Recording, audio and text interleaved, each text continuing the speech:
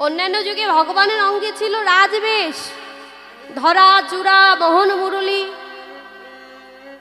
শঙ্খ চক্র গদা পদ্ম, অঙ্গে তার ছিল রাজ ঐশ্বর্য, গহনা ছিল, রাজার বেশ। বাবা, রাজার যেমন বেশ হয় ভগবান ঠিক তেমন রাজার বেশ পরিধান করেছিলেন। কিন্তু সেই ভগবান আজকে নদিয়ার মাঝে অবতীর্ণ হয়েছে। হ্যাঁ গো মায়েরা, বলুন তো, আমাদের ভগবানের অঙ্গে কি কোনো রাজবেশ আছে? রাজার কোনো বেশ আছে? অঙ্গে কি সোনার গহনা আছে? কোনো কিছু নেই। বলতে পারেন বাবা, আমরা ধন্য কলির জীব, ধন্য কলিযুগ, ধন্য কলির জীব। কেন বলবেন